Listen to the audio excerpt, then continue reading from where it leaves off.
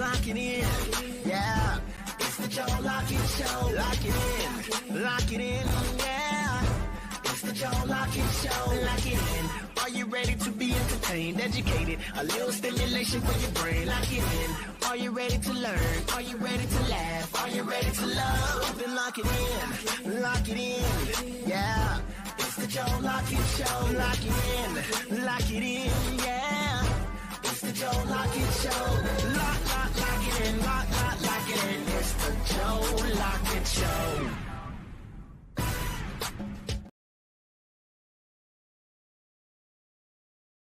What's up, everybody? It's your boy Joe Lockett. How y'all doing, man? I know people are like, where the hell they been? Let me tell y'all, it's been a hellified 2 days.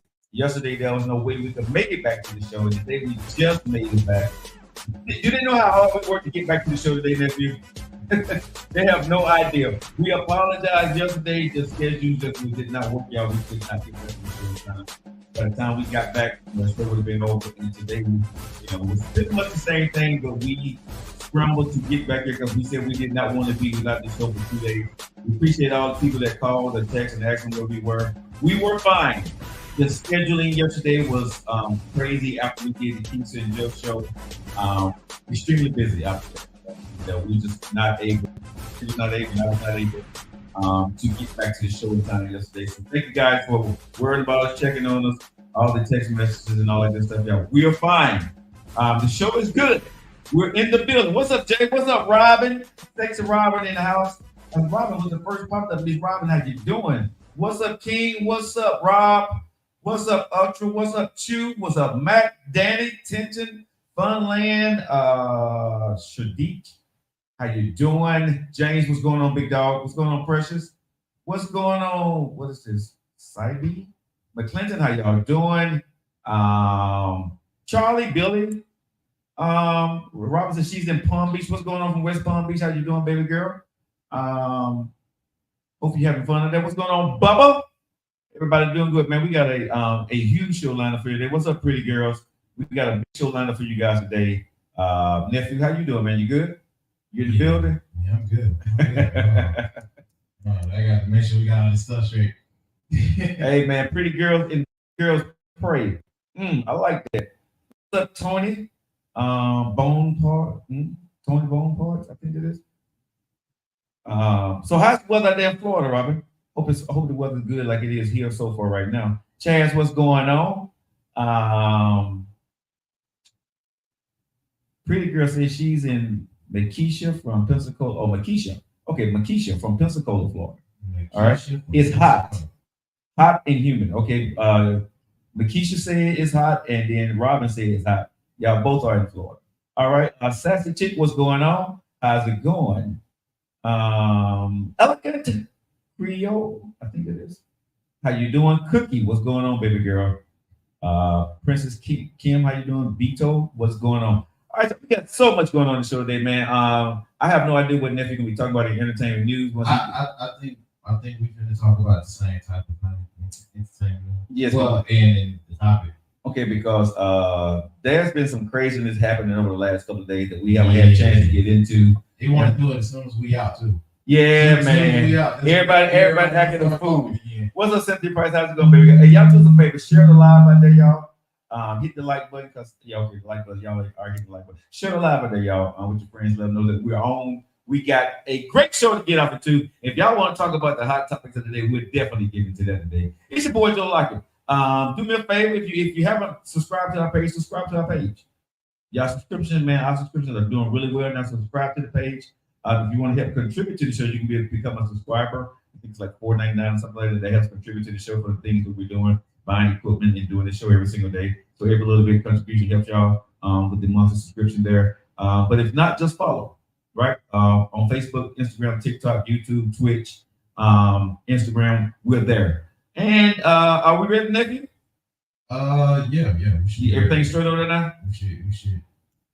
We should be a little. Thank you, pretty girl. We should be able to. Thank you for the likes, y'all. Thank you for the likes. All the great stuff you guys are doing. Bernie, what's going on? Appreciate you. So, So there's a lot going on in the news today. So nephew, let's get into it, man. Let's get into it. Lady J, what's going on, baby? So we'll go on with our live entertainment. Without further ado, here they are. It's cliffhangers. Love it. I just love it.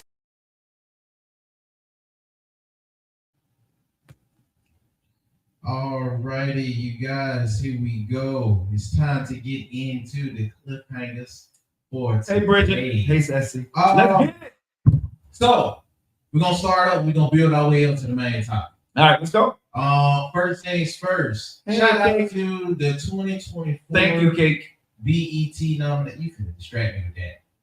Well, you keep talking. I'm paying no attention on this. This way, at least. Hey, Huh? wave. Do a wave gesture. Let's see you.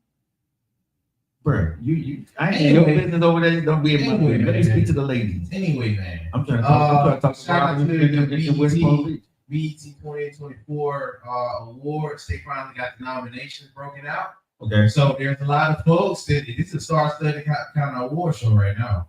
But like all of them, there are some debates on who should have been nominated and what was just for the right parties all involved. But I'll go through them.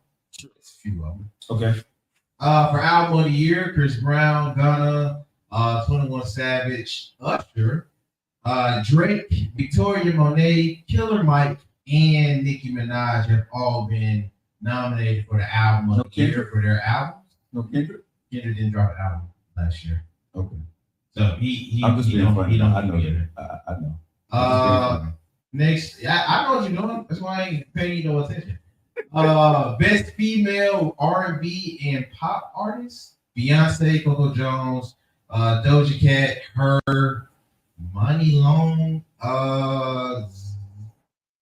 My bad, SZA. My bad. Money Long trying to throw me off. And then Talia and Victoria Monet. They all up for the R&B female, male. Kind of the same party. Drake involved with that. Chris Brown. Brent and October London. Best group. Folks y'all really don't know about. I am interested in this one though. Best female hip hop artist. Cardi B is in that, which I don't know why.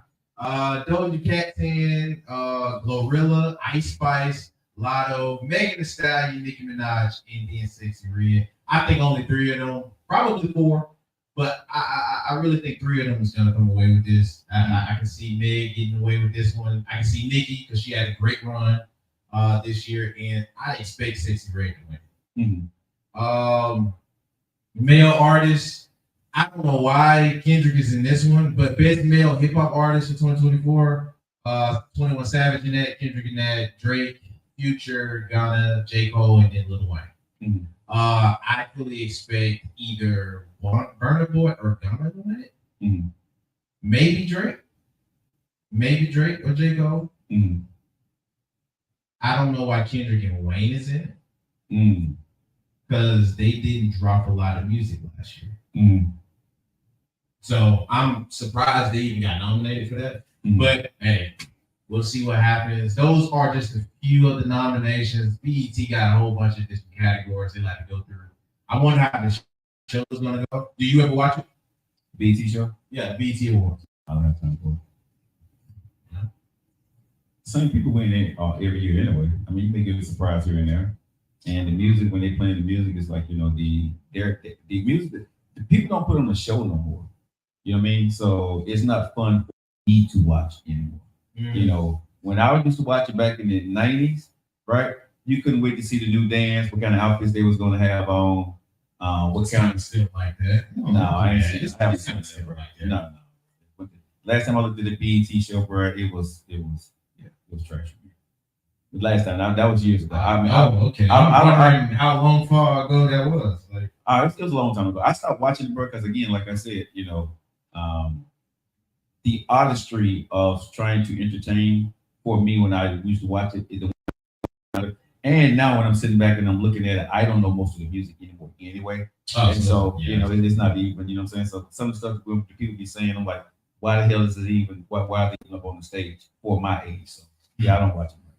Alrighty. Next up on the news, a little bit of politics going in. Joe Biden and Donald Trump agreed to participate in 2 debates before Election Day.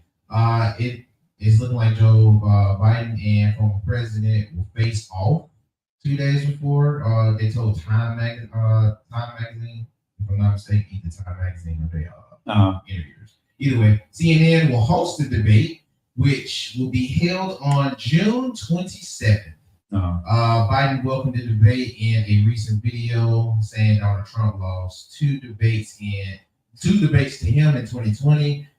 Since then, he hasn't shown up for a debate. Now he's acting like he wants to debate again. Make my day, Val. I wouldn't debate him. Even do it twice. But here's the thing: I wouldn't debate him because the only thing that Donald Trump is doing is baiting him. Donald Trump knows that at the end of the day, he got to arouse people to get voters. Because even though he's winning in the polls, right? He knows that because you're winning the polls, that don't mean everybody's going to show up.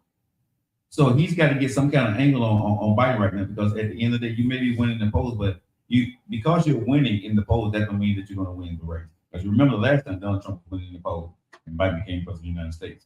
So Biden, I think, if I'm his team, I'm gonna be honest. I don't know how all that went down last time. Apparently it was misinformation everywhere. But it's misinformation this way. My cash. No, this is it, but it's gonna be more misinformation, right? It's gonna be name calling from him, and it's going to be Joe Biden trying to stay factual and put up his record and talk about his court cases and stuff like that. So it's not gonna be a debate. It's really not. It's gonna be a bunch of mud slinging. And again, his audience is going to go for him, and the Joe Biden audience is going to go for him. What they're trying to do right now is get that middle ground, right? Those others, and whoever win over the others, right? In the debate or in the last few months, that's the person who's going to win. You think that'll squeak it out? You got to, because the whites that was voting for Donald Trump is not going to be voting for him, everybody, and all the blacks that was voting for Biden ain't going to be voting for him. So you have to go after the gays, the trans, the gay, the LGBT community, or you're going to go over the Latino community. Real talk. I mean, I'm talking politics, right? I ain't trying to be racist. I'm just saying at the end of the day, your core audience, call it what you want to. Your core audience is not going to show up the way you want it to. It's not going to be enough to win. So you got to get the others. Who are you going to be able to sway that's legally able to vote, right? And so they're going to have to sway that audience. Or one going to have to get their audience revved up enough to say and make them want to get out and go vote. So Donald Trump is not going to go in the direction. So he got to rev up his audience enough to get them mad enough to Joe Biden so they can go vote. Joe Biden got to go off of everybody else because that's who he's saying this America is. And so he got to get the blacks, he got to get the LGBT community, and he got to get the whites that are voting for him that not vote for Trump to vote for him. That's a tough race for him to try to pull off right now because he's 80, and a lot of people think he's incompetent at this point. So we'll see. I mean, Trump is that. No, Trump right now is what Trump going to be the same age that people saying Joe Biden was too old to be the president. And this is what I don't get about this presidential election, right? Because I think Trump is, I have to look it up real quick, but he's right around the same age Biden is. So when you saying Biden was too old to be president, right? Now Trump he got to be young enough. No, Trump is going to be that age now, right? And so Joe Biden is going to be 4 years older. So now, I think Trump, former President Donald Trump is like 2 years younger than Biden, right? So now, by the time he becomes in office, right, he's going to be the same age that you said it was too old for somebody to be president, but you still vote for this guy. Wait, they both over. But I got you. Okay, so someone said he's 3 years young. He's 3 years younger. So yeah. Well, to each their own. Do your own due diligence. Go out there and vote. Well, I mean, just American people, man. When you go out there and vote, man, don't get revved up by all the yay. Vote for who you want to vote for. I don't care who you vote for. I'm not telling you one way or the other because I think they both full of crap. Myself personally, I think we got some really bad choices to be the president of the United States. And I think both of them are really bad examples to be president of the United States. I'm saying that. Not making this a issue. I'm not. I'm just saying, whoever you like, you don't have a really great choice. But those are the only choice. So I do believe you need to vote. This is going to be an important election coming up. So whoever you vote for, because people say, well, if you're not educated, don't vote. I'm going to say people have died for some people to vote in this country. And I think you need to educate yourself because this is important of the direction with AI coming in, with the way the world is going right now. We may be going into a war possibly with the economy getting ready to go up and down with housing, with work, and all this other stuff, right? It's important who's going to be making these decisions and may have veto power over Congress to do these things. So educate yourself enough to understand what's going to be in your best interest for your family and future generations for the next 4 years and go forward. All right, let's go to the next one. Next up on the docket. Mm-hmm. You don't know who Victoria Justice is, do you? No. All right. She is most famous because she's an artist. Okay. She's most famous for her acting with Nickelodeon. She's part of that that crop that grew up through Nickelodeon. Okay. And it's as far as with that or opportunities. And she has some well, first off, she's been quiet since the documentary came out with Nickelodeon and all of that, which I thought was the smartest move you could have ever did. Yes. Why she chose to talk about it, and I don't think nobody asked her. Well, no, that's wrong. Somebody named Marie Claire asked her about her opinions on Quiet on the Set, Dark Side of Kids TV documentary that they was doing with the Nickelodeon staff. Mm-hmm. She said, as far as with Dan Schneider, she said she has nothing but grateful feelings towards him. She recognized that he may or may not have done things wrong. Mm-hmm. But she said, as far as him, he's the reason why she even had an opportunity today. Mm-hmm. Changed her life completely, and she wouldn't be here if it weren't for him. Right. She also mentions that while nothing sexual ever occurred between her and Snyder, she feels that there are many times that she was treated unfairly. Victoria also goes in and say she's also one of but she says sometimes she got treated unfairly. But my thing about it was I wish she didn't really go into no detail because it's not going to sound right to other folks that do believe he did it. And I don't know how she is with her music. I haven't heard none of her music since she was acting. Mm-hmm. So I don't know how it would, business-wise, mm-hmm. if this was wise to talk now when everybody in Nickelodeon, if you don't go to the next one, it's going to be part of the main show. Right. When everybody in Nickelodeon have voiced either no opinion on it or stood on the side of most victims. Mm-hmm. And you know how it is in society today. Mm-hmm. Which is not wrong. You believe until you believe, right? Without really too much other evidence. You believe the victim first. My only opinion on it is I thought it was more wise for her to be quiet than to speak on it, given what she's doing now and how little I have seen her. But some other people would say, nephew. Oh my God, you made me sick. I'm not even going to No, we good. Let's keep it moving. I'm not going to do that to you today. So, Victoria, I hope this don't backfire. I know a lot of folks in these comment sections is on her. But it can't backfire, bro, because nobody was talking about it anyway, so it can only help us. Hey, I guess so. Somebody that may need some help. Keenan. Not Keenan. Keenan, man. Not Lord. Did you see this Club Track today? Yeah, but it ain't Keenan, but it's Kale. Kale. Yeah, not Keenan. Shout out to Keenan. Kale like more so. Yeah, Keenan is welcome to Mr. Good Burger, man. Taking honor.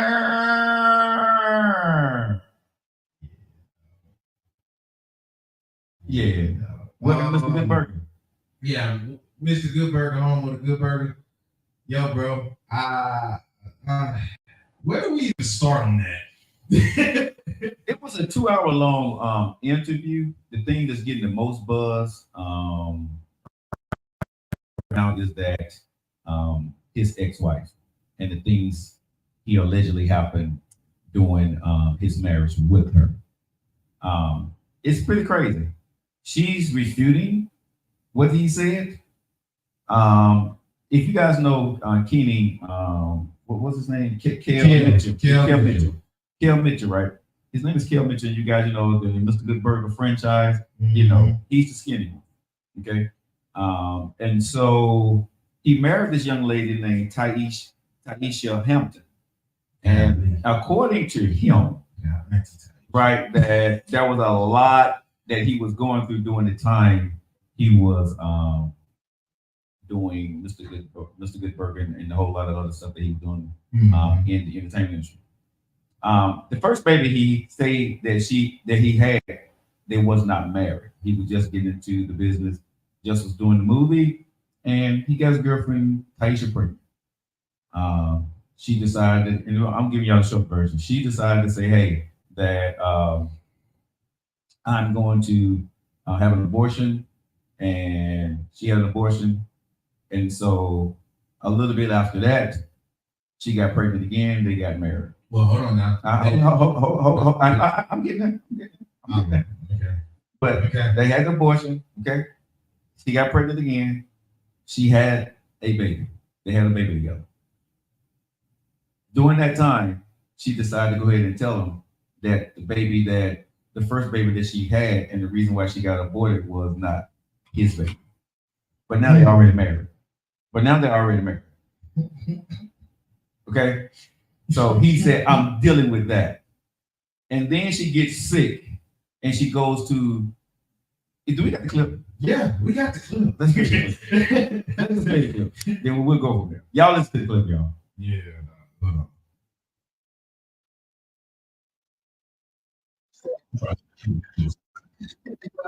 Y'all need to go back.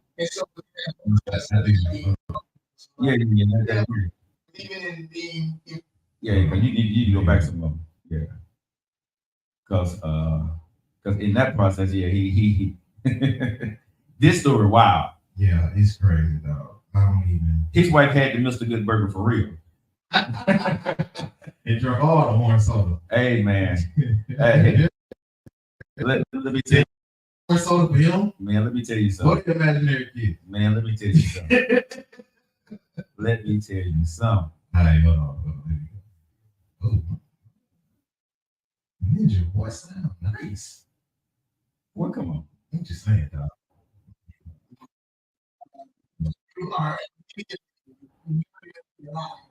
Yeah.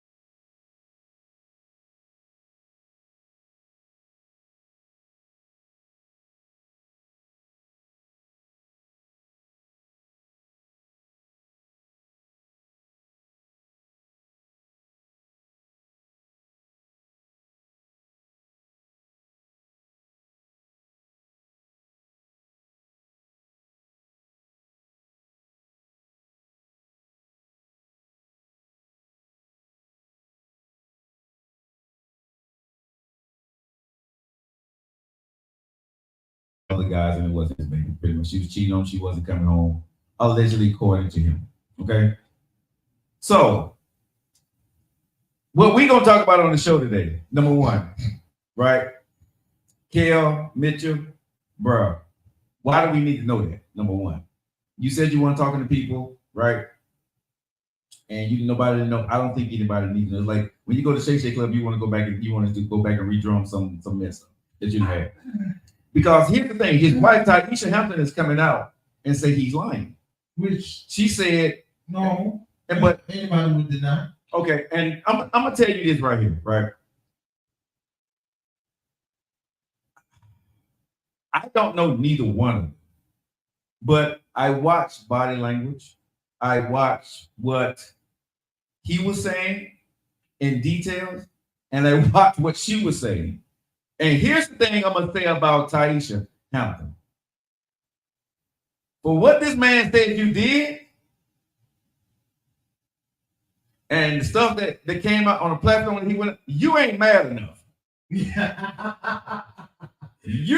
She's not mad enough, which makes me think that he's telling the truth. Okay, I don't want to take no sides in this. I want to take no sides, but what I'm saying is, bro. Yeah, she looked great. I ain't gonna lie to you. When the way she's coming out and the way she's trying to explain, like I did this and I'm a guard tool, and no, baby girl, you will have receipts. You will be saying, I'm gonna, because black women, they get this stuff together, especially when, when something like this happens. Oh, no, this ain't what happened because this, and this. Mm-hmm. Now, allegedly, he was abusive during the relationship, right? Allegedly, right? Again, all this stuff is alleged. Allegedly, she was a garden tool in the relationship. Allegedly, he was abusive in the relationship, and he spent all the money and didn't and she didn't get money, whatever. But here's my thing that I'm asking. I'm being real serious on America. Real talk. We never heard about none of this from her, right? And we never heard none about this from him. So my thing is for him, honestly, why are you bringing this up now, bro? On the Shay Shay Club. I don't really care. And why you're dragging your ex-wife through the mud now to tell your story, I don't know what it's going to do for your career. I don't think it was meant to do something. But bro, you're talking about your kid's mom, bro. I'm talking about, bro, he got no kids with him. No, he got one kid. He said it because. Am I missing something? No. He got no kids. Okay, so this is where she lost me. But okay, well, number one. Okay. We know, according to him, he got one kid with her, right? At least one kid. That's it, right? Now, when I'm listening to her, she said, he made me take a DNA test, right? And she said, well, you know how they do if they don't believe you, something. And I'm gonna tell you like this here, Miss Taisha. Ain't no man making you take a DNA test if, you know what I'm saying, at the end of the day, he don't think you're cheating. So this is why I say that when you listen to Taisha's story, and she may be telling the truth. I'm not gonna go in on this woman because I don't know the story. But I don't believe what she's saying because number one, the way she's taking everybody taking the stuff a different way. Got it. But then when she came out and said about the DNA test, right? He made me take a DNA test to see where the kid is his. Why would a man be making you take a DNA test, bro? You know what I'm saying? At the end of the day. And y'all married. If I'm making my wife take a DNA test, right? I think she's cheating. Ain't no man married to his wife and she said, but honey, I'm pregnant. I want a DNA test. That just ain't happening. So something was going on there if you're a married man.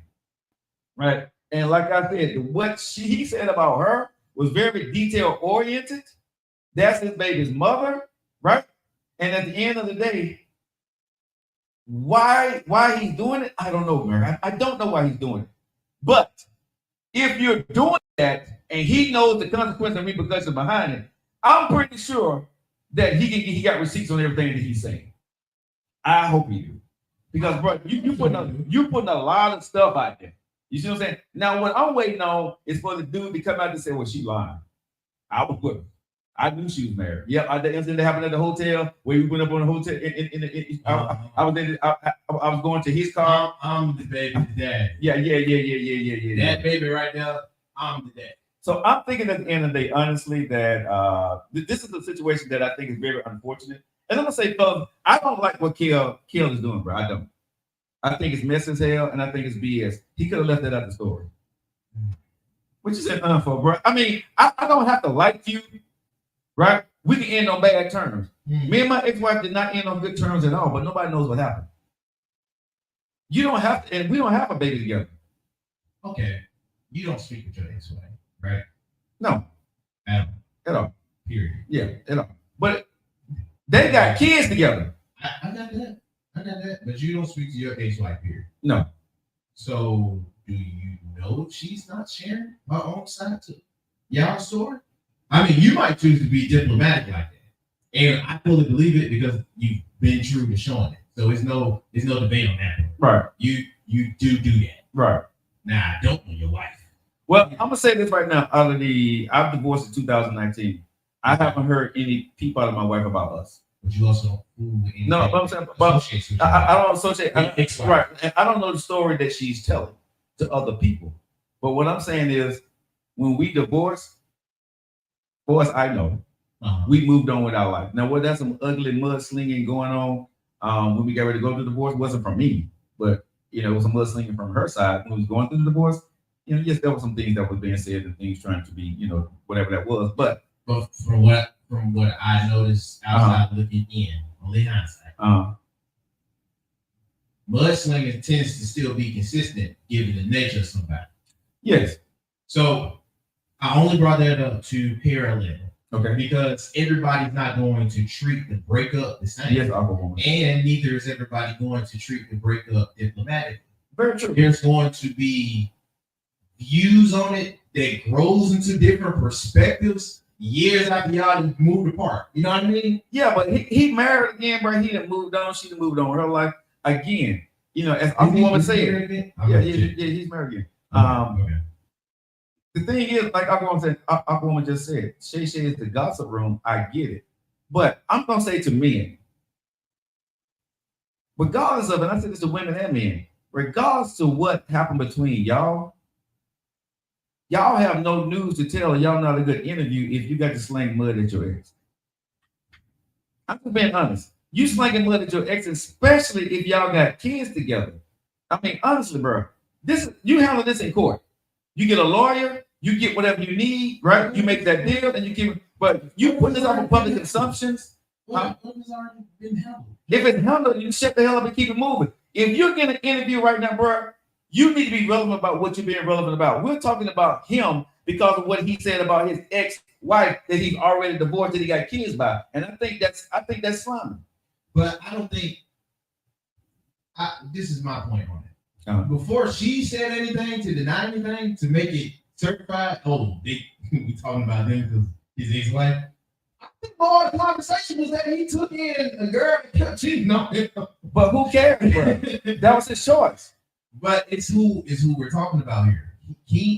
Kale, golly, I keep trying to call it Kale and Keenan, even for that standpoint, they're synonymous for a part of the culture, especially in the 90s.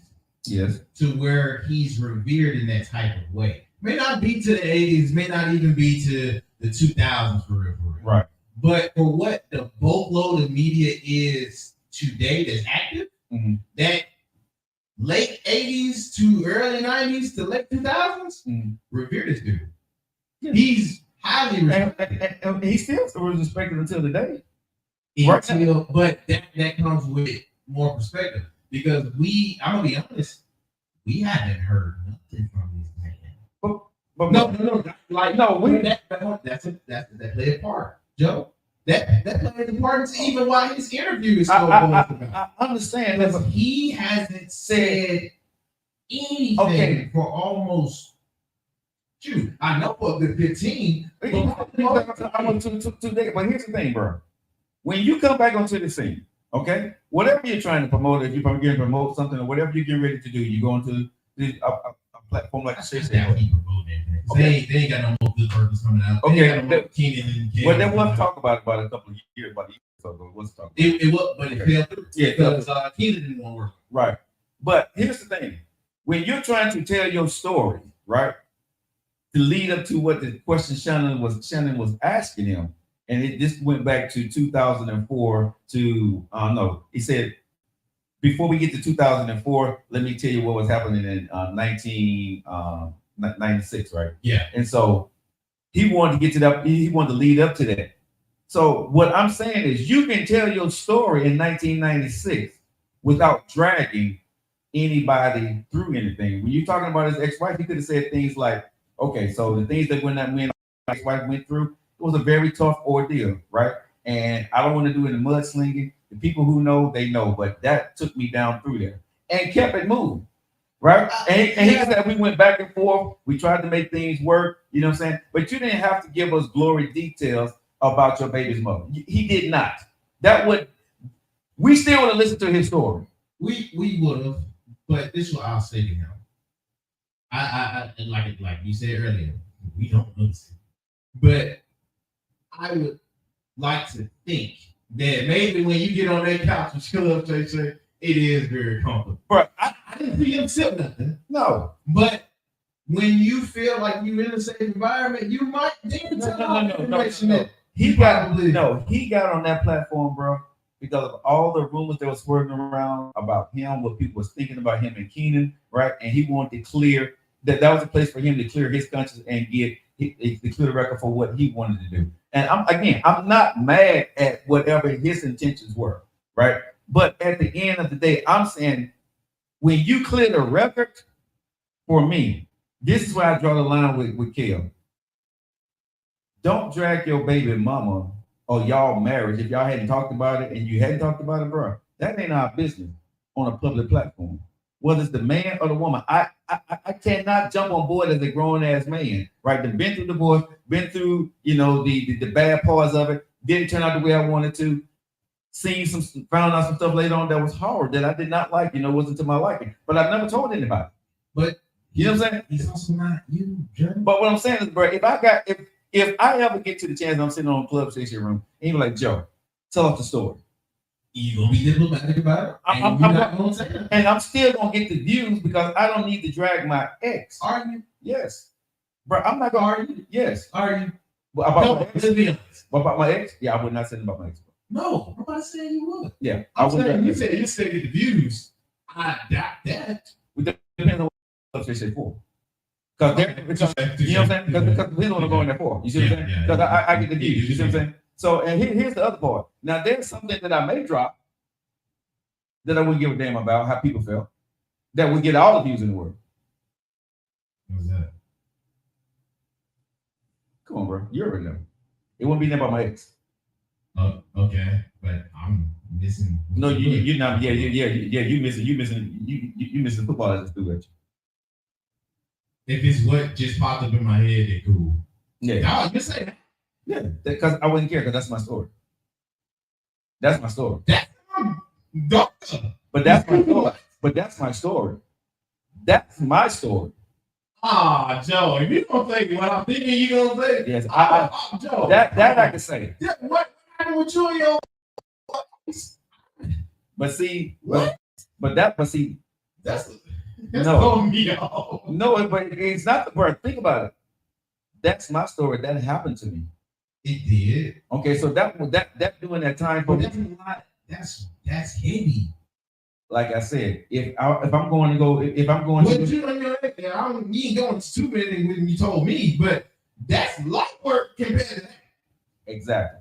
But I'm not dragging anybody because that's my story. Man. Because at that point, then I can say, like, because what he was saying, and his point was, you're famous, right? And you're being in the spotlight, you don't know what people may be going through. What's his point of trying to make sure during that time? Right? So that's why he got graphic details. And like I said, you could have told one story.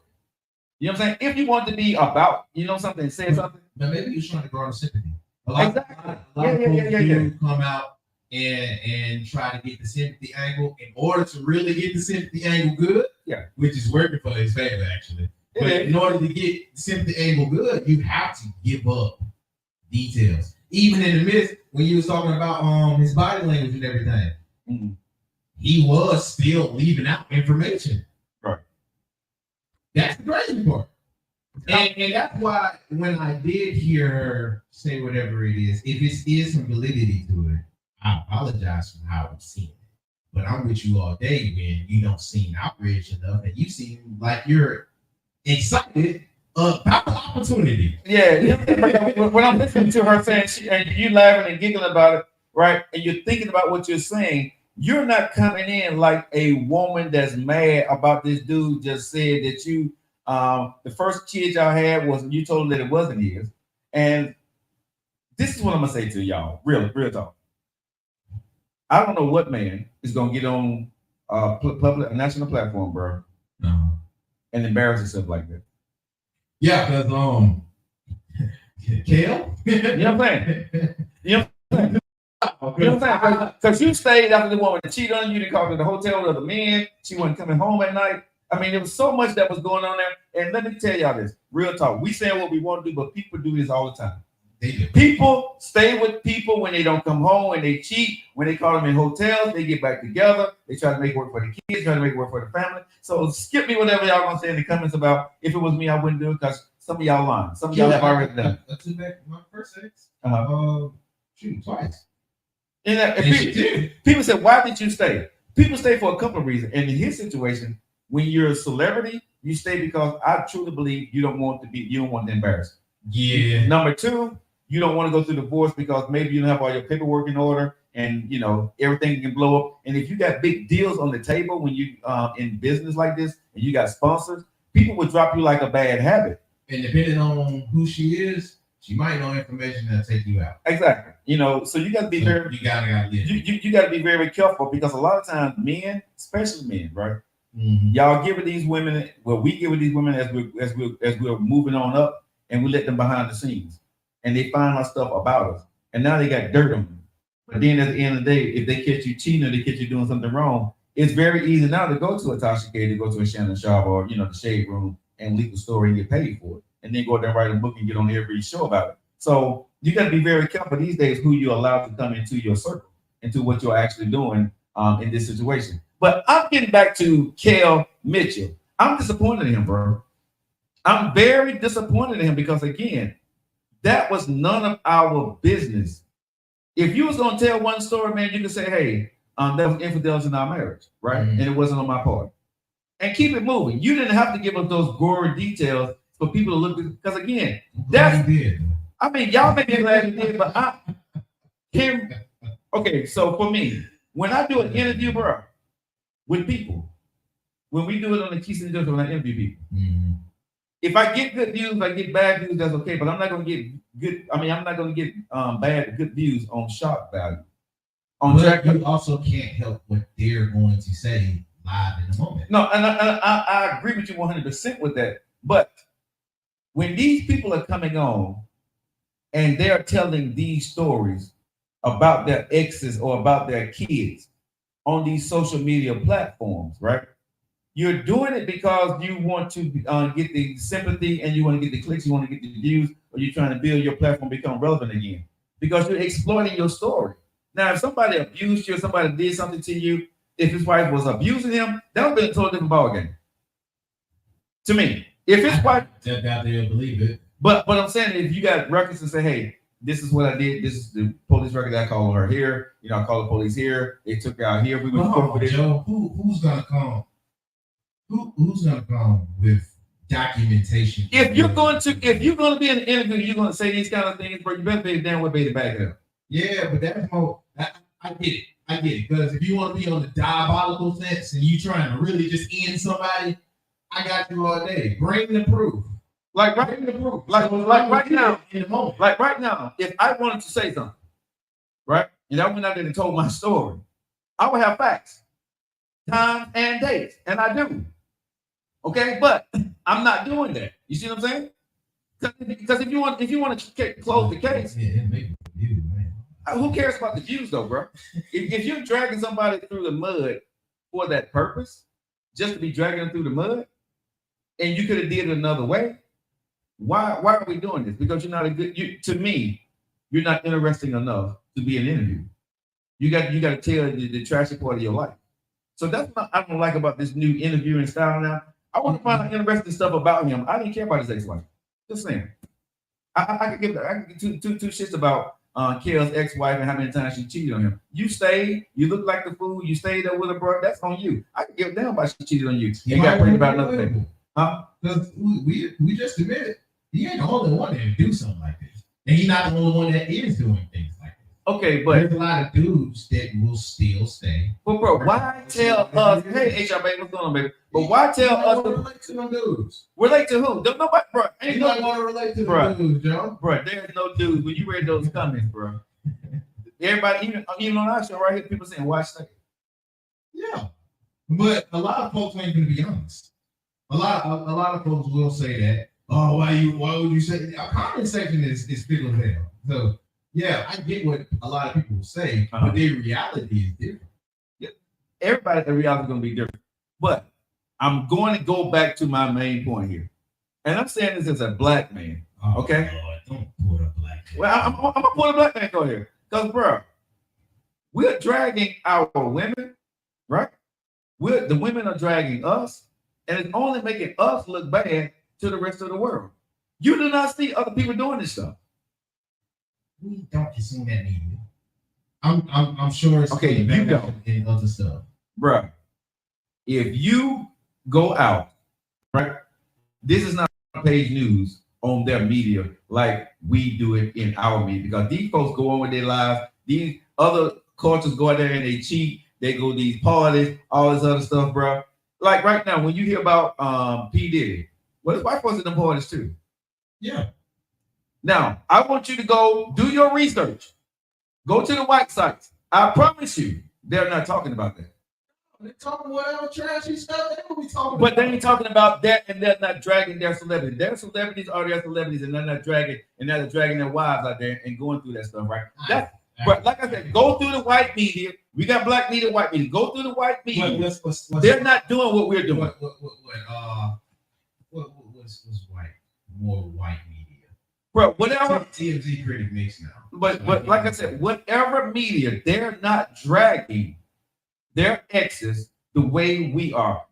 Joe, I'm calling BS on that. It's been a lot of stuff.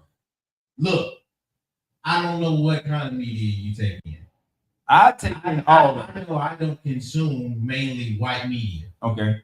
So no, I haven't seen mostly white media with what I see. I'm gonna say this: white men don't drag their women the way black men do. I'm just gonna be real with that. I'm gonna say I'm gonna go ahead. Okay, I'm gonna say what needs to be said. White men ain't dragging their women the way black men be. They're dragging their women. That's the other side too, bro.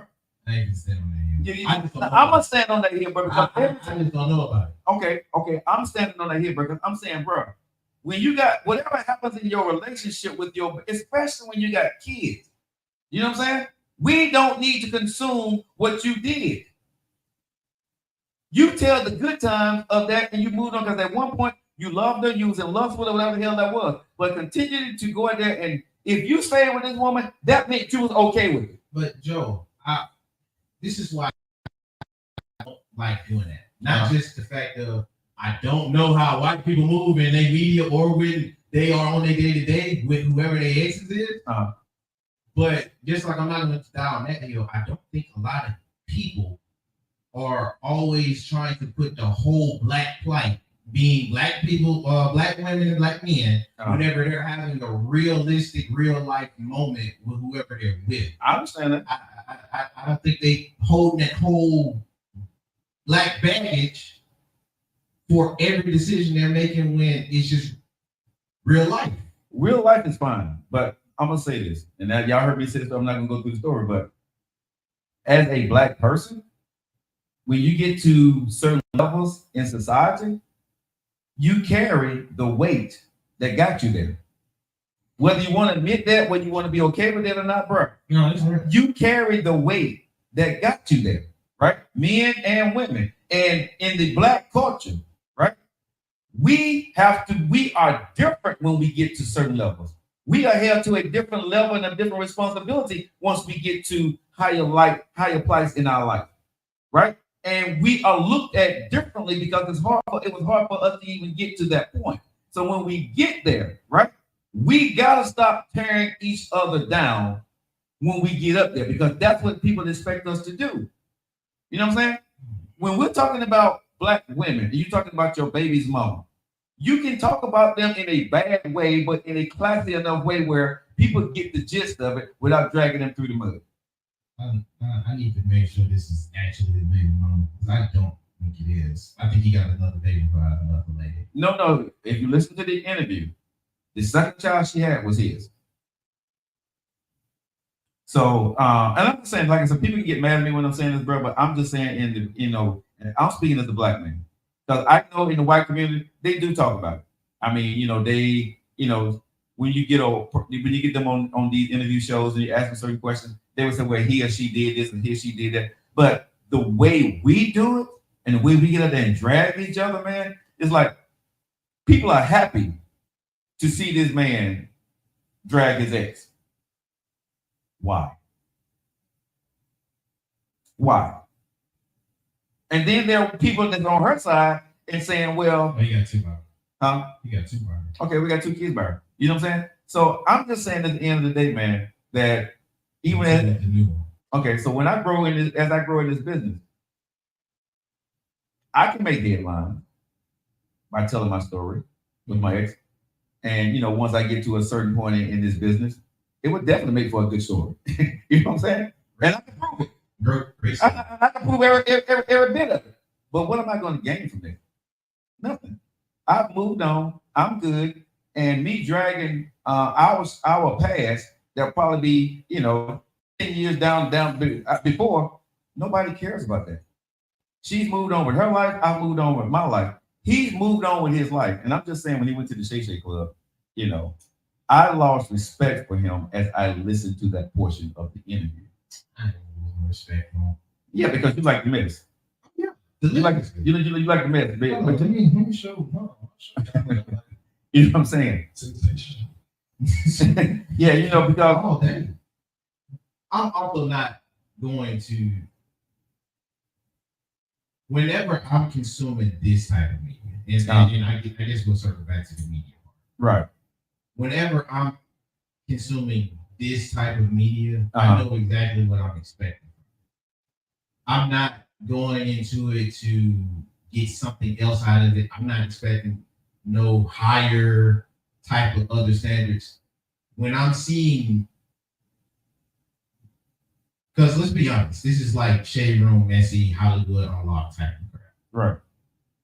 They're not coming in with anything that's going to change the world or be changing lives or giving some type of real motivation or some type of inspiration to. They're not coming in it with that. They're coming in it with the use of giving you tea or whatever it is that you may not see on the fronts, you know what I mean? What you'll see behind the scenes, what most folks want to hide.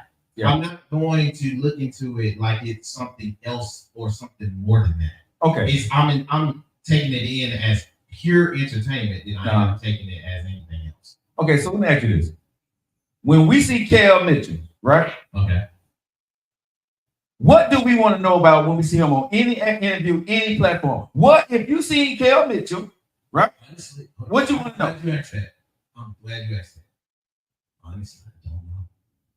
Because, like I said before, outside of just appearances, whether he'll be acting or he's doing some little part, because a few years ago, he was doing Wild. Like him and King. Right, somebody say his next project.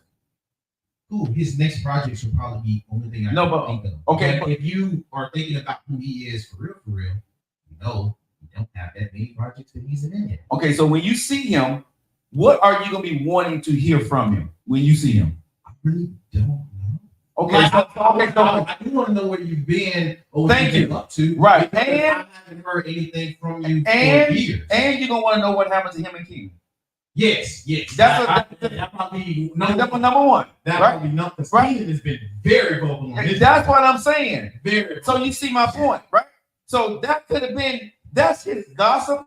That's if we're going to use that, he could easily still be bashing what you say not to do. No, but okay, I know. But he has made it very vocal on him. And he's kept no. But what I'm saying is, Keenan done put it out there That's in the public domain. If I see you, bro, that's what we talking about. It's on and popping because he said they didn't have a conversation. They could. We want to hear your side of that. Yeah. Did nobody know about Taisha till he came in the damn Shay room? He brought that up. That's all I'm saying. Right. He had a bigger story. He made his baby mama because he wanted to get off that shit because she hurt him. You see what I'm saying? He wanted to drag her the way he felt. He did this was malicious, bro.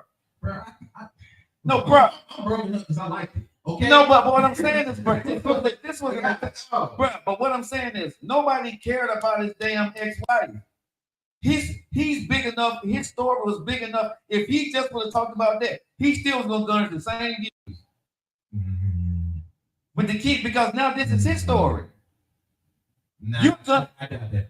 Bro, you're guns in the views right now, and people are talking about this right now, and you're dragging, and you're dragging your baby's mother. You're dragging your kid's mom. Whatever she is, you are dragging your kid's mom, bro. And I can't get with that. I can't. I'm sorry. I can't do it. Yes, but you also take in morals when you're watching this crap. Because kids are involved. So what? What that mean? It means, bro, that again, as a man, when you moved on with your life and you got a whole nother family, bro, why the hell you still talking about your ex to us? He's still connected with his other. I don't know what relationship with it, but what I'm saying is, you have a whole wife at home, sir. Kids with another woman. You gotta. This is your life now. Even if his wife, I know she probably saying like, why is he still talking about her? Why is this an issue? Because I didn't get all the way through the interview, so y'all let me know because I haven't got all the way through the interview. I don't know if he talked about his new wife. Yeah, I'm sure he did. But if the question directed in that type of way, and he just felt free to give up that information, I think he just felt free to give up. Yeah. I don't think he was going into it with the plight of, I'm going to get this off of my ex-wife because she did this and that to me. And no, I think the moment this guy took over and he just talked too much. No. They say too much. Joe, it's people that just offer up their whole life story and they just met you because they want to get it off their chest. Okay, this might be this. Okay. Bro, I'm gonna let you ride. I'm gonna let you down that here, okay? I'm just gonna say that's BS. And the way it works, Aquawoman, if you're coming on as a guest, you give your guests the questions and let them know you actually what's off limit. So I'm quite sure the information that he gave them, they probably didn't even have that information because it's not out there. So he put that out there himself about his ex. Right, so he may say, "Well, I want you to go here because I want to tell y'all something." It didn't sound like anything was off limits, given how Shannon was taking. No, Shannon was having fun. No, what I'm telling y'all is, you know how this works. You see me when I do interviews. I don't shock nobody, right? I don't do this for you. Now you've seen some people like. Have you ever heard when you see celebrities like this is not what we talking about? There's no celebrity that go on any interview, right? That their publicists have not had the questions or they know what's on and off topic. They're told. Us as interviewers are told what we can and cannot ask about, right? And so but hold on now. You're right. We are, but we also are given. There's also certain guidelines or certain type of thing. Like when we're like how you said we're told what we can't go into, right? Or like alleged lawsuits or stuff like that, where we can't pry in, right? But outside of that, whatever they're willing to give up or where they take that interview is all on them. But see, a good interviewer, right? That's all on them. No, that's all on them. But a good interviewer never asks a question. But a good interview will set it up where he don't have to. That's what I'm saying. Like I said, a good interviewer, right? I think that's what. Kale wanted to give up everything. No, that was not a trap in that interview. That was the you don't think so? No, I watched the interview. I watched that part where he started talking. That was not a trap. That was not trapping. That was something he wanted to get off his chest. But I'm sure other parts of the interview he asked other simple-ish questions, and he gave it up. Kale looked like he was just giving up everything. That's what I'm saying. He came in with an agenda to do that. And that's his ex, that's his kids. I disagree with it. I think it was the wrong thing to do. But again, it's out there right now. So if you guys want to see, go out there to Shay Shay Club. Shout out to Shay Shay. I'm gonna say this to him, man. He's definitely getting people to come out to tell their stories. People say it's a gospel platform. I think it's a platform that what I see is it's a platform where he's not trying to get a get you got you, but some people are coming in to clear up their stories. The only thing I would say is this right here. And this is not on Shay Shay. This is not on Shannon Sharp at all. People are coming that platform, and I think some people are probably lying. They're not telling the whole truth. But Shannon is leaving it up to them because they have to prove it, not him. You see what I'm saying? So, which is smart. Which Shannon Sharp is getting the views, and he's getting the accolades behind what he does. So I'm not mad at what he's doing because the interviewing style, what he does not trap anybody. He does not try to get you to gotcha. He puts something out there and he'll go along with it, and the person want to tell. When you go to the Shay Shay Club, you're going there. A lot of people are going there with a purpose. They know it's a platform. They know people are going to see it. So if they want to get back at somebody, they want to go do something like Gary Owens said when he talked to his wife, the comedian. Oh man, he said, but you see how Gary Owens did his ex-wife, bro? That's the way you do it. The way he did his ex-wife, bro, it was not bad. He said Gary Owens is also cerebral with his words, and he gave up a lot of other stuff. Like it's not because he didn't throw his wife under the bus, then he throw other folks under the bus. But what he did, bro, the way the Gary Owens interview was done, it didn't garnish as much views and likes, maybe some of these other interviews were done, but it was done with class, and this man can still walk around with his head up and still speak to people. You see what I'm saying? What this guy Kel has done, right? Bro, you gotta face your kids. That's all I'm saying. You they fight for custody, but you got to face your kids. And I don't care, men and women, it kills me when I hear this and I see men and women do this. But it's up. Hold on, let me for a second. This is what really gets me about men and women. When you talk about their mama and their daddy, right, around their kids. To the kids, that's still my mama. That's still my daddy. How I look at you is still yet to be determined at a later date. Right now, I just love you as my mom and dad. Right?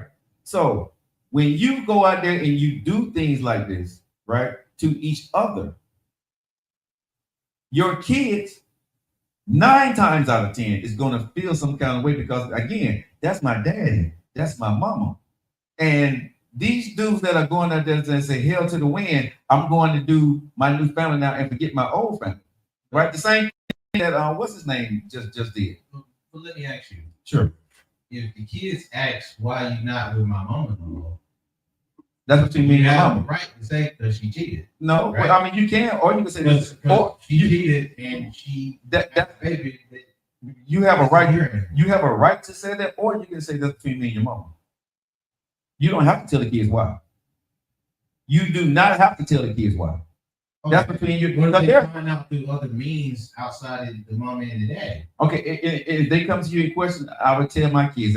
If my wife went out there and had a kid with my ex-wife, and she went out there and cheated, what I would tell my kids is go talk to your mom about it. It's nothing I want to talk about. I don't have to degrade her, bro. I don't have to tell my degraded. That's just giving up truth. No, okay, giving up truth, right? Yeah. But every person, because if the dude cheated on the mama is saying, "Hey, I'm not with you that because again he cheated." Okay, bro. But again, that's up to that parent. Okay. To say, like, if my stepson came to me and said, "Joe, why did y'all break up?" Right? Go talk to your mama. If my kids ask me, "Why did you break up with your ex?" That's between me and my ex. Okay. You know what I'm saying? It's none of their business. It doesn't matter why we broke up together. When it comes to your ex, I think that a little bit more because it's your ex. She didn't really say to me anything more than that. I think when it goes down to like your wife or your mom. Okay, okay. So that's so type of, my kids, if they ask me why did we break up, because I was a bad person, I told my kids the truth. But if it's anything bad on their mama, I'm not telling. Okay. You know what I'm saying? And I've been in the situation. Like I said, when my kids asked me, I told them the truth because it was on me. That's for me to tell about me, but I'm never going to integrate the other person. There's no need for that. For me, like I said, that's just me. Everybody do that differently. I got you. I think it's how it's put, whether it's integrated or not. Because you know when somebody's giving up the truth to be malicious versus. But here's the thing though. Okay, so I say this. Let's say you didn't say your truth to your kids yet, but they already knew it because their mama told them. Would you feel a way about it? This is the way I handle things. Whatever your mama said, I'm okay with it. I'm gonna keep it moving, bro. Because that speaks to this. Because again, what's the most important thing at that point if I'm not with their mother? It's for them to have the relationship they need to have with their mom and the relationship they want to have with me. So I'm not gonna say anything to make them look at this is why daddy left. Or you did this. You see what I'm saying? Because you can kid will use ammunition for whatever they want to use it for if they favor the other parent better. You see what I'm saying? And as a parent, you have to understand your kids. Like I said, everybody's situation is different. Yeah. The way I do it is never talk bad about the mama, never talk bad about the dad, or let the kids be the determining factor of what they want to do. They gonna love that person what they see it for. I agree with that. Yeah. No, it's no reason why you should be speaking ill on anybody. Exactly. If you had kids. My only point about that is that how it's interpreted or how it's given out speaks to how you're doing it. Because my folks was very honest with me. But that goes to you being specifically you, and them being specifically them. They was very much honest. Hey, I ain't with your mama because I cheated. And I had a baby with somebody else that wasn't my baby. But see, that was your dad's story though. It was, but I knew the story before he came out of his mouth. But see, here's the thing. I knew the story before he came out of his mouth. This as a kid though, right? Your dad is telling you this story, and your mama not dogging your dad and telling the story. It's different when you're a kid, man. Come on now. It is. Because when my mom told me initially, she didn't say it in no way like she was malicious or that she still had something to it or that it was some other emotion on it. Whatever we had with us was just the relationship point. Mm-hmm. Your dad always gonna see you like this. Right. But you see what I'm saying? Like you said, that was not in a malicious way. Yeah, but they still was truth about why they need the thing and why they want me. But okay, so in that situation, and I don't know your mom and dad for that point, to know them as in past people. So parents, when they do you have good co-parenting, you have the conversation with your kids. I mean, with these young, how are you going to talk about this? When he asked me or when she asked me, no. But that's what I'm saying. This is what happens. This is what happens, right? And so when it happens, everybody's already ready and understanding what they're going to be, and the dad or the mom, whoever was bad, they talk about it. Yeah. Or you never talked about it. Like with my exes, I never talked about it. So when my kids came to me and it came to the table, I never said anything bad on that part. I made sure everything came here. I held full weight. You see what I'm saying? Because I deserve to hold full weight. Even right now, if my stepson came to me, right, I would say, go talk to your mama, right? I loved her, wishing her nothing but the best. But, when we got a divorce, that's something she wanted. So you need to go talk to her about it. There's no need for me to talk about it. You know what I'm saying?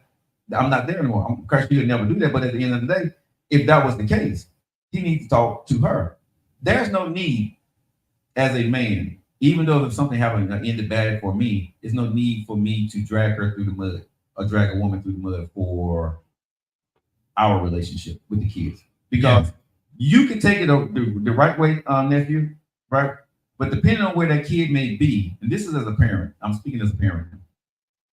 Depending on where that kid may be mentally, when they're looking at mom and dad, even though mom and dad said it in a good way, but that kid may need the mom or dad at that point. And because you did something bad and you're not there no more, they're going to blame you. You see what I'm saying? And it has nothing to do, like, okay, just for say, if you was going through a tough time as a young man, okay? And just say if your mom cheated on your dad, hypothetically speaking, if your mom had cheated on your dad and you with your mom, but you need your dad right now, but your dad ain't nowhere around, and you found out your mom cheated, right?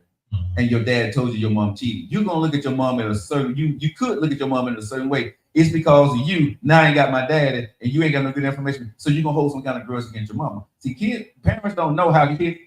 You know what I'm saying? You don't know what that kid may be going through or what they may blame the parent for and be able to use it for, because kids are gonna be kids. So that's why I say, as a parent, you have to stay general neutral when it comes to certain things, and everybody needs to have that conversation together.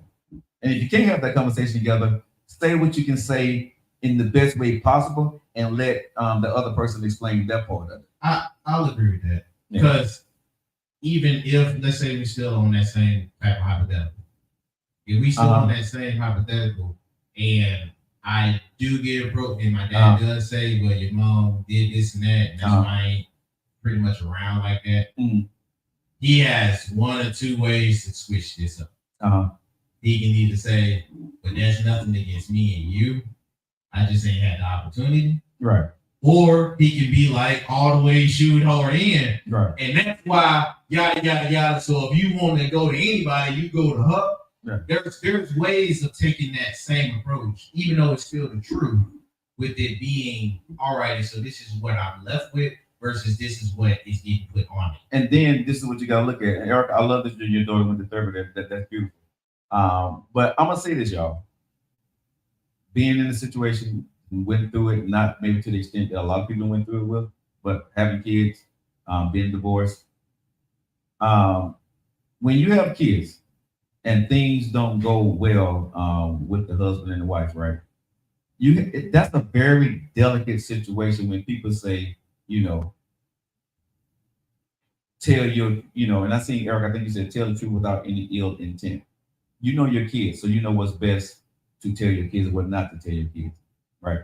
So I'm not, judging anybody on how you do it. I would just say this: when you're going through these moments with your kids, I've seen too many times where when I'm in the schools and these kids are having conversations with us about their situations, the conversation your kids are having with you and the conversation your kids have with counselors and mentors and people like me, it's probably a little bit different. So they're not going to show you their pain or their hurt. They're going to support you or make you think they're okay. But sometimes when you put that weight on your child, right, and you tell them that, some kids are not able to handle it, or now they're angry and furious, right, about what happened, and they don't know how to actually decipher and disseminate that information. And so they take it out in anger, they take it out in depression, right? And they take it out on other people. And I'm just telling you guys from experience, and I'm not judging anybody, your kids. But what I would say is, if you find yourself in the Kel Mitchell situation, or you're going through a divorce, be very careful on how you let your anger rule what you need to tell your kids, because you're mad at your ex. You know what I'm saying? And you want them to see your point of view. Two things. Sure. Because I'm with you. True. I double down on one of those points. How they telling their friends is way different than a counselor and a mentor. True. They giving it up to them. That's what I'm saying, man. Some of the stuff in detail. But some of the stuff I've been told, and then we ask the kid how you feel about that, the mama and the daddy are thinking completely different, because the kid can tell. Because you said, did you tell him? No. But I am with Erica Bunker. Age do matter. So I'm finna age matters. Yes, age matters. See how old his kids. You know what I'm saying? So again, I'm not trying to decipher for y'all what y'all should do. You know your kids. You do how you're gonna do it. I'm just saying, be very careful in these situations. And I don't think a public. I think somebody put it in. I agree with them. It's not a public. Your private business is not for the public to know. It's not for sale. You know what I'm saying? Your private life with your ex shouldn't be for sale. It really should. Even if you're embarrassed or whatever, move on with your life, and everybody don't have the higher ground. I get it. I understand it. But if kids involvement, I think we should have a little more decorum about what we're doing. Yeah. So what, nephew? Two of them should at least be about 10 or 11. Some of his kids? Yeah. Oh, his kids are young, bro. His kids still in the realm of it can affect them mentally. And I hope his kids, because see what he did, man, right now, the attention that this interview is going to garnish is garnishing right now. It lives on through the internet. I hope that he got therapy in place for his kids. I hope he's having a conversation. I hope he had the conversation before. He definitely be having a conversation with his kids now. Bro, we're supposed to take kids to therapy. I hope so, bro. I truly hope so, because the kids with the new baby mama, right? His new wife and his other kids. As a man and a woman, bro, especially the men, that's a very tough balance to have a new family and you dragging my mama. You see what I'm saying? You didn't drag this other woman, but you're dragging my mama. And if she still has those kids, bro, that is a lot for them to carry and not take their mama's side. Hold on, Mr. 21. So, wait a minute. Those kids are going to be bullied so bad. Yeah, but if they're grown, if they're kids, if I'm grown, I'm coming at my dad.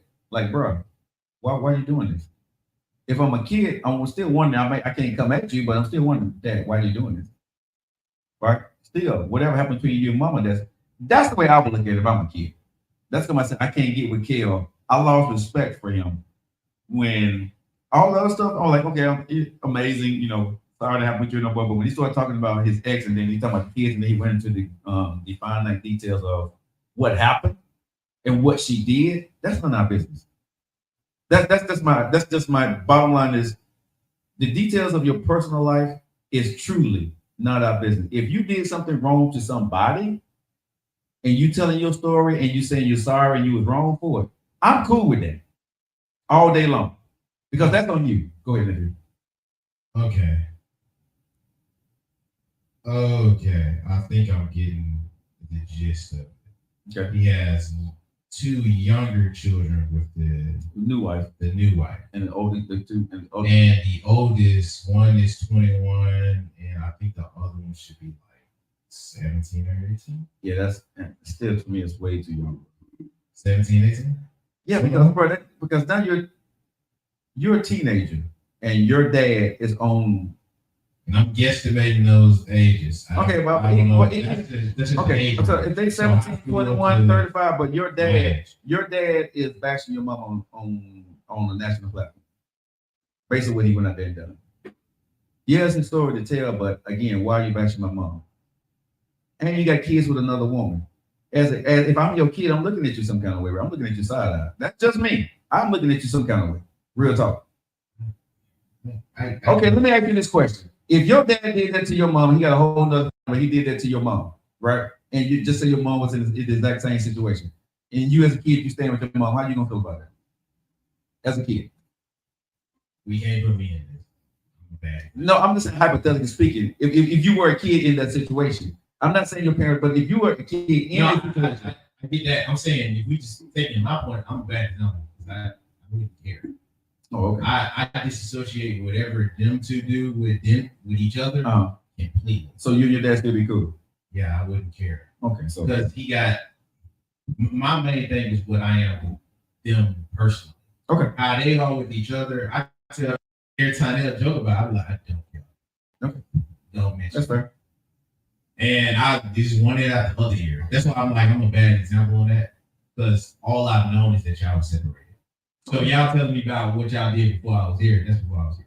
Okay, well that's fair. All right, but you are right. Depending on what kind of kids they are. Yeah. If they are the type of kids that will associate their relationship with them, then I can see where they'll be taking this to heart.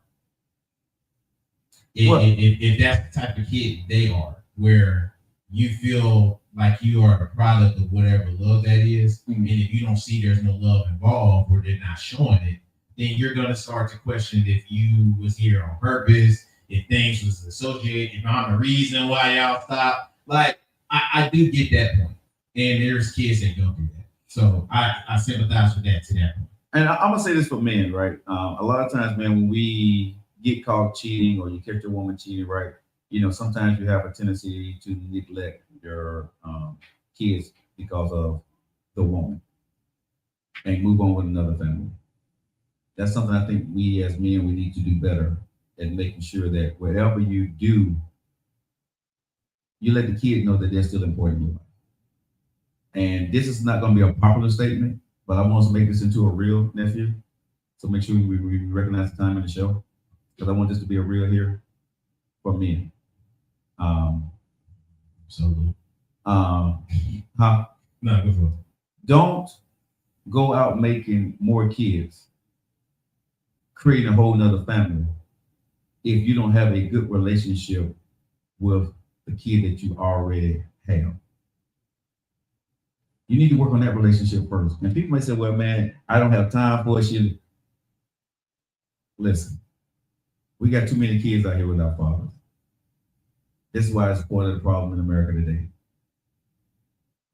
If God gave you the blessing to bring a child into this world, now you have the responsibility to raise that child. And it's not going to be easy. If the child had a health issue, you won't leave it, right? If the child had a mental issue, you won't leave it, correct, if y'all was together. So why would you leave your child because you don't have time to be with the mom? Something to think about, right? Sunflower, my son had to have a therapy. He was broken. I think, if you're going through a divorce, I think you really, if y'all got kids together, everybody needs to go to therapy. I used to be against therapy, but I am for it, because I think, you need to get your feelings out on the table. And it need to be something continuous that you're able to work through, so there are no secrets. So what happens is, there's so many damn secrets in the family, nobody tells the truth anymore. And when you start to try to talk about it later on, everybody got their version of the story, right? Which is, not a lie, but sort of kind of the truth, but slanted. So I would definitely say at the end of the day that I think if you're going through a divorce, or your wife or your husband asks you for a divorce, in that divorce decree, somebody needs to make sure that everybody, the therapist pays for the kids. That should be part of everybody's divorce decree. There should be therapy for the kids. I got a messed up story. What's that? As you mentioned therapy. Yeah. Oh man, me and my mom was talking about this earlier. So when my mom divorced from her ex-husband, okay. Now I gave like a little bit to how that was. Yeah. Her ex-husband was pretty trash. Right. But how I associated it or whatever, I was fine after a few days. I kind of, processed it healthy enough. Right. But it was funny how I got put into therapy for that same reason, because it was so completely disassociated from it that they had to go and ask her questions. Mm-hmm. I got in some type of little fight at school, whatever. But it had nothing to do with. But they didn't know. At home. They didn't know. Yeah. So they needed to go and find out triggers. But then they asked her, and they're like, "Oh, you just got the." Well, we might recommend it. Yeah, because again, bro, you just don't never know, man. Yeah, that was a good thing. That was a good thing. It was just messed up how I looked at it. Right. I was like, I'm only going here to get snacks. Y'all give me snacks. Right. But the thing is, man, no matter how you tell your story to parents, it's always been nothing but love and respect for each other, regardless of what happened between them. And I think that's, that's what it needs to be more of. We need to work towards it. Yeah. And that's all I'm saying. All right, guys, it's 48 minutes after the hour. Another story I want to get into. Do we hear pull up story? Or do I just need to tell it? Go ahead and start it. Okay, because this story here, y'all, has been blowing up the internet also, where bullying. Okay? Y'all know about bullying? Well, there's this man on the internet where his child was being bullied. And he talked to the parents, talked to the school, had a meeting with everybody, and guess what? Come back home, his child is still being bullied by the other kid. So what did the daddy do? Dad said, okay, y'all don't want to handle this? I'm going to handle it. Which one? It's the same thing. I think they're both the same thing. So what did the daddy do? Before you play this clip, the daddy called up his brothers and beat up the boy and beat up the kid's dad and bullied him. I want to know what you guys think. Was that the right thing or the wrong thing to do? It was the right message. He reached out and did everything he possibly could, and the parents did not stop their kid from bullying his kid. So what he did was went there, got his brothers and they went to town on her dad. I don't want to call it, but went to town on the kid's dad and bullied them. And then people said, "Why did you bring your brothers to beat up this other guy?" He said, "I wanted to know what bullying is. She'll get over it, okay? Therapy, she can get some therapy. She'll get over it, but she needs to understand this is what bullying is all about, right? And bullying, it don't look good on the other side. He said, I couldn't touch her, so I touched up her dad." Okay. So I want to ask you guys, right?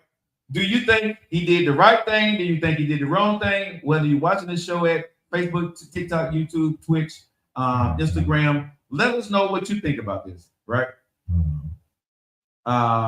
Someone said it was a point taken. Aquawoman said it sounds good to me. I love that. Support. MD said I'm for it. I'm with finally. We agree on something.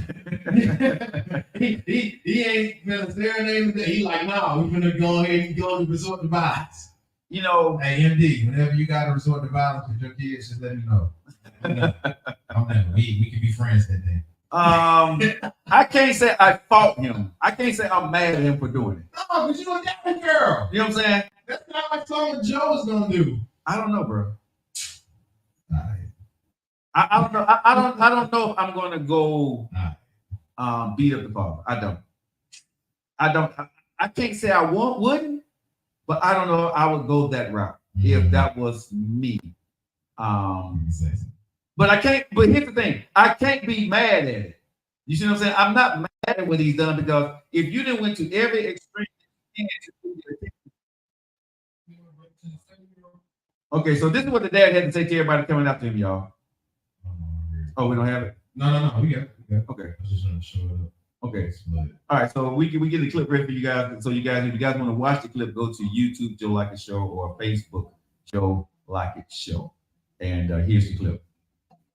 This is the dad responding to everybody, to him about after him and his brothers beat up the dad. A girl who had to watch me and my brothers jump her daddy after school. I'm sorry. I know that was probably a traumatizing experience for you. When we kept asking you to stop bullying my daughter and you wouldn't listen, we sent letters home. We even had a meeting with you and your parents and you wouldn't listen. So now you know your actions have consequences. And since you're too young to receive those consequences, you had to watch your daddy take those consequences. Get some therapy. You'll be all right.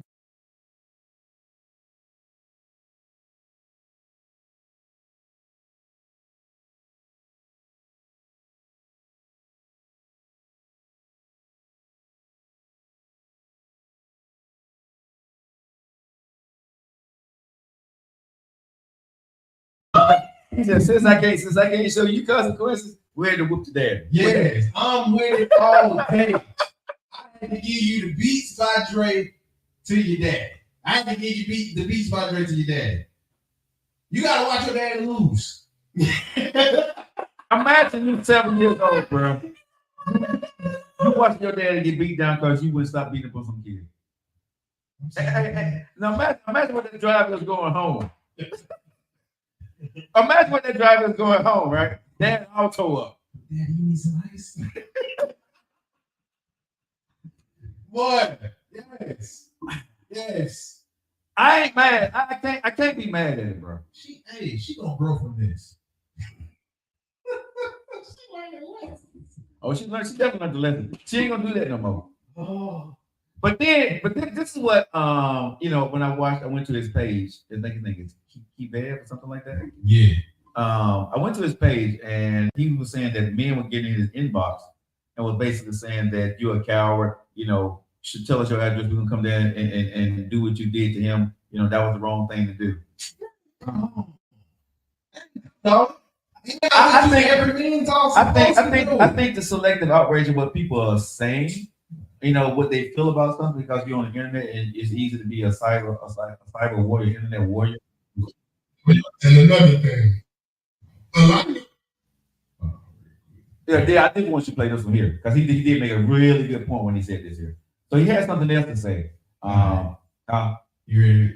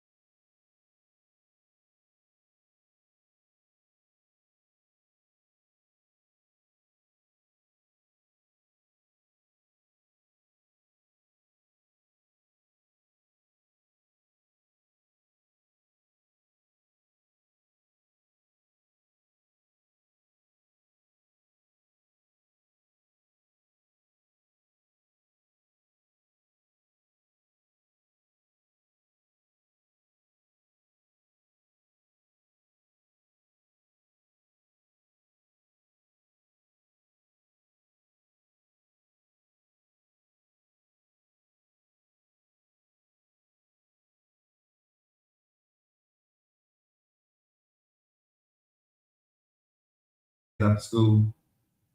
So what was happening to me was I was dating the finest girl in the 8th grade class. And a lot of guys did not like me. So they would always pick on me, right? But during recess time, she's still kicking it with me. Lunchtime, she's still kicking it with me. So these guys were playing with the AG Gaston Boys Club football team and all that. They were way bigger than me. Mm-hmm. So they would crack on me in school. When the teacher would leave the classroom, every day the teacher would leave. And they would crack on me, and then I'd say somewhere, I get everybody laughing. And like, get your ass after school. So after school come, I'm talking to, my girlfriend, right? Another girlfriend that I have. These guys come up to me, bro, start pushing on me, right? Mm-hmm. Then you know how I go, oh, what you gonna do, Joe? What you gonna do, Joe? And the next thing you know, right? I'm looking at this dude, man. I know he can keep playing. The only thing for me, bro, is not, you better not go down. You better not go. You better not go down. So, this one dude, I could not. It was just no way I could beat this cat. Well, I didn't think I could beat this cat. Anyway, I would get into a fight with this guy. Then like two or three other guys would jump in. Well, my brother was too young to fight, so he would run home every day, go get my dad. Mm-hmm. It got to a point where my dad would just be sitting at the end of the corner in his car, get ready to come down and break up the fight. Because every time my dad came out to the bottom of the damn pile, he would pull the guys up off of me. Bro, one thing they say about me, dog, they said I was fighting. I was fighting. I had about 3-4 guys on. I'm fighting, bro. I mean, I'm like, you know what I'm saying? I'm at the bottom of the pile, but I'm strapping like a big dog. Shoot, my brother and my dad always told me, if you ever gonna get jumped, get one. You take one, you get one out, and you make sure he can't leave. Okay, so this is what I'm gonna say, right? When it came to it, this is what my dad did. My dad did go, he did talk to the parents. He did. My dad. He finally got. He found. Because he finally did go talk to the parents. But what my dad told me, what my dad did tell me was 2 things. He said, "Son, a fight will never be fair." Right? True. He said, "So everything goes in a fight." Yeah. Right? Thanks. My dad said everything goes in a fight, and he said you cannot fight fair. So my dad said, next time, pick up a rock. He said, make sure you round a rock or whatever you put in your hand, right? And he said, when they start doing what they're doing, right? He said, handle your business. But my dad said this right here. He says, you got to stop. I was at an unfair advantage, he would say after class, right? Mm-hmm. He said, I was at an unfair advantage. He said, so what I'm going to give you permission to do, I'm going to give you permission to get suspended. I said, no, sir, this is what happened, bro. My dad said, the next time the teacher leaves the class, he said, I want you to go to the pencil sharpener. And he said, the one that was talking all the mess and doing all the talking, the one that you get to fight with every day after school, he said, I want you to whoop his ass. He said, I want you to act like you're going to the pencil sharpener. He said, I want you to jump him in class and beat the hell out of him. And he said, I'll take the suspension. I couldn't wait to that day until the teacher left the class. Nephew, I beat him like he stole. Nephew, when I said I drugged this dude, bro, my dad said, because you want to send a message. He said, when you finish, he said, when the teacher coming down, he said, hey, let him know, I'm going to get all y'all. My dad said, you beat him. He said, make sure you get him now. He said, if you get the best of you, he said, it ain't going to work. He said, but you get it. So, bro, what I did, bro, what I did was, when I was in Bush Shopper, I grabbed that mouth book. Wow! I hit him so doggone hard that mouth book, bro. Knocked him out that chair, bro, and jumped on top of him and started wheeling him, bro. Oh, mouth books had text. Yeah, the big heavy mouth book, bro. But guess what? I never had anymore. And I had no more problem. Me and that dude became friends. We were cool after all that and all that good stuff, bro. But you had to show. This is why I say I don't know if I would have done that because that worked in that situation. Maybe he said it worked out. They everybody's talking now. But I do think you have to teach your kid, like my parents, like my dad taught me. You have to learn how to handle a bully, and I think sometimes the only way you can handle a bully once you done went through all the parameters is you got to face that bully. Because my dad said at the end of the day that, especially if you're a boy. Right. Yeah. If you're a boy, you got to handle that bully, bro. You know what I'm saying? You got to go ahead and bust his nose up. You know what I'm saying? You got to blood him up, bro. Unfortunately, but a man is only going to respect the man. If a man know that you coward and you're weak, and they're gonna get it, because when you're a kid, you garnish attention. You see what I'm saying? So if they know they can get attention by beating you or by pushing you around, guess what they're gonna do every time when you're a kid, when you're around? They're gonna get attention by bullying you because everybody, ooh, look at you. They're gonna pour milk on you. They're gonna push you into the lockers, take your stuff. You know what I'm saying? So at some point you're gonna have to stand up and handle your business. I ain't play that. Pouring milk, nah, dog. I like my clothes. I went to school pretty fly. So you messed up my clothes, bro. Nah, bro, we can handle that. We can not. See, I only get new shoes. Man, I was into Charlie Brown, Snoopy, the Peanut Gang. You know what I'm saying? But because I was Joe Cool, I was the guy trying to get the women, bro. I was a lover. I wasn't trying to beat them fight. I was just being honest, bro. I went to school, had my white kicks on, my nice shoes, my hair. You know what I'm saying? What y'all say when y'all was trying to be cool? Charlie Brown and the Peanuts was cool. Yeah, man, I was Joe Cool, bro. Because you remember? What age is this? I was 12, 13 years old. I was 12, 13. I was 12, 13. Yeah, that's right. That's no school. Yeah, that's no school. Yeah, just no, that was 8th grade, 7th, 8th grade. 12, 13 years old in 7th, 8th grade. Yep. Peanuts was the thing? No, I had took the persona of Snoopy because he used to call himself Joe Cool. Oh, so I was Joe when he used to have on the blast brace. So for me, I was always like, and I just like the funds, because you used to have the black leather jacket. So I didn't have my dad. He never bought me the leather jacket, but I like just being cool. So you bought your clothes? No. Oh man, the persona. No, I don't know. What I saw when the dudes were cool when I was young, the cool dudes got the women. So I wanted to be cool. Like when he did like this, when the Fonzie did, whoever know Happy Days, right? When Fonzie, women would come. But he said, whoa, women would come, right? It was this sitcom called Happy Days. So that's how you did it. No, I didn't do it, but I wanted to be the cool guy that got the girls. So I got that point. What did you do to get the girls to school? Because you had to get somebody. You had to work on somebody if you didn't invite. What did you say? What did you do to get the girls? When first birth, it was a cologne. The Brute 33. Make sure you had the waves right. You know what I'm saying? No, you said how I got the girls out. First, I wanted to look good, bro. You had to look good and smell good, right? Yeah. You know what I'm saying? And then, and then back in the day, bro, you can write a note. See, we wrote notes back. There wasn't no text in the cell phone, so you wrote this little note, and you get with her, the little friend. And what happened was the cute girl, her friend gave me a note, and it said, I like you. Do you like me? Mm-hmm. Right? And so, of course, you put yes, you check it. Mm-hmm. Remember, teacher pass, you give the note back. These are when you know passing in class, right? And she got the note, and then all of a sudden, y'all are talking, and then you say, okay, you write, you be right, teacher walking around, you write that little note. So do we go together? If so, here's my phone number, call me, right? Mm-hmm. Or you do it during recess, you do it during recess. So at a lot of times, nobody really knew y'all was together, so y'all kind of talked on the phone. You sitting up there with the phone call, you're talking on the phone. Hey, because the first time you get a phone call at home and they ask for you, your mama look like. Right? And first thing I remember, the girl first called me, bro. My mama said, "Who is you? And why do you want to talk to them? How did you get my number?" Right? She was like quizzing this girl, right? And I'm standing like I knew she was gonna call, right? And I put my mama let me talk on the phone, and she was caught by surprise. So she was like, Junior. Yeah. Now I she. Why you get this girl's phone number, right? I was saying, Mama, hey boy, just go ahead and talk to her. You talk to her 5 minutes. Right? But 5 minutes turned into 10. Then Mama like, get off the phone now. Go ahead and do them this. Get off the phone. All right, I gotta go. Right? But she had strict parents too. She had snuck and called me. She was sneaking and calling me. Her parents didn't know she was actually calling me because her parents to the point where if a dude's going to court you, he's supposed to be calling you. You ain't supposed to be calling him, right? But I couldn't get to the phone.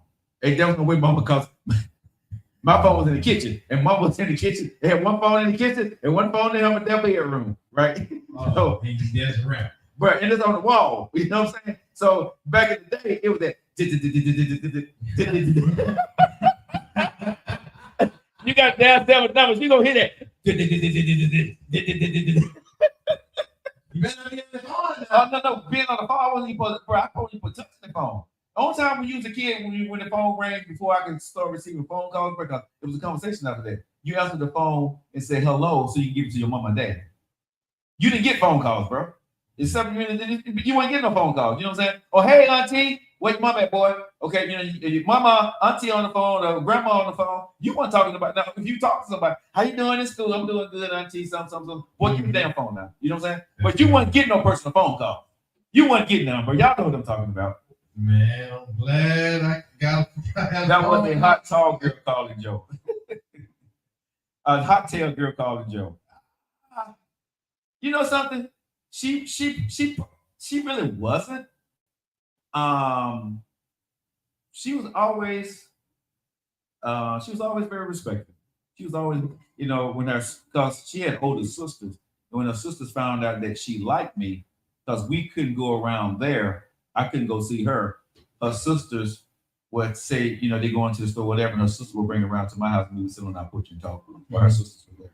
Or her sister would let us sit on the porch while our sister would walk around the block 2 times or whatever, while we sit there and talk for a little while on the porch. So she has a really cool sister. So the only thing I ever did with her was I got kissed. I learned how to kiss through her. I did.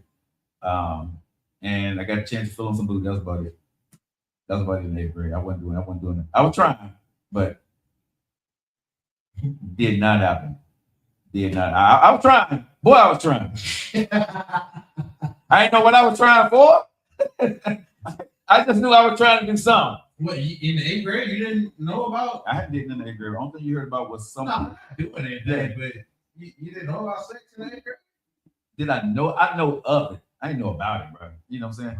Bro, your 8th grade and my 8th grade, bro. We had, y'all come on now. Y'all know back in our 8th grade, we had Playboy, Penthouse magazines, bro. And we had 3 channels. We had no internet. We had hood. That's what I'm saying. But when I was growing up, bro, you know, when you talked about sex, you know what I'm saying? It was off limits and it was trial by error. You know what I'm saying? We played this thing, y'all know what I'm talking about, hide go get. Right? Where the girls go hide and the boys find you, then you go try to get some, you know what I'm saying? Mm-hmm. And you start learning like after 5 o'clock. So what happened is if you can stay out after 5 o'clock when it get dark, right? That's when supposedly the action's supposed to get started, right? Mm-hmm. So, you know, kids like me couldn't stay when the street light came on. I had to come home, right? Speaking of at 16, oh Lord. I don't know if y'all did this at y'all age. Yeah. But when we was playing it, we was like, hey, if ain't nobody with go behind you. I never played hide go get because I had to be in. If that street light came on, I went home, it was gonna be a problem. So I never played hide go get. I ain't gonna even say a lot. I had to get when the getting was good. It had to be daylight. You know what I'm saying? So whatever I was gonna get. Because I was gonna get it if I didn't get my behind in the house. So and you know you weren't gonna find a girl hiding in no if you gonna go find her. You gotta go look at it. Bro, and that consequence because see you can't go outside the next day for about a week. And your behind gonna be so, and then you're gonna have chores, you're gonna be on punishment, you know what I'm saying?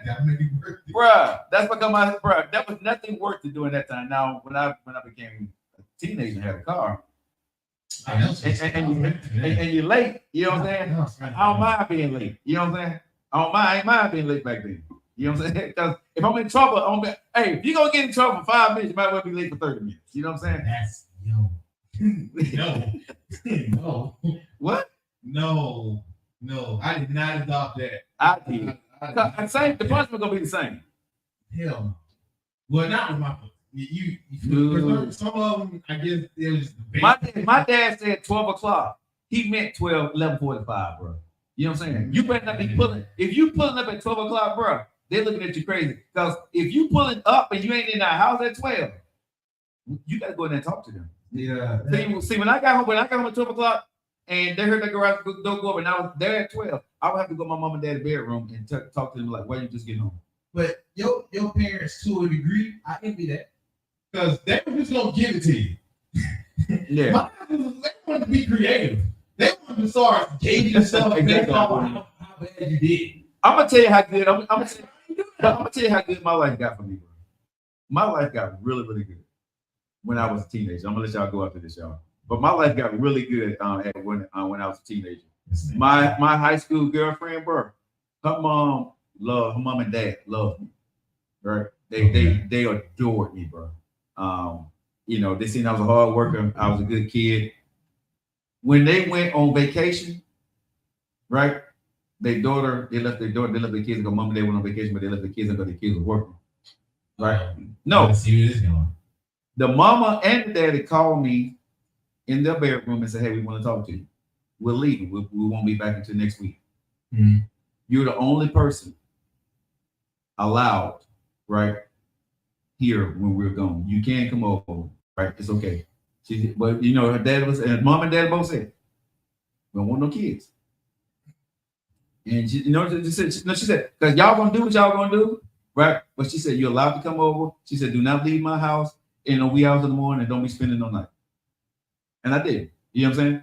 I did. Like I said, bro, I don't know if that's the best thing in the world to be, but bro, when I said I had the free run of the game and her mama trusted me.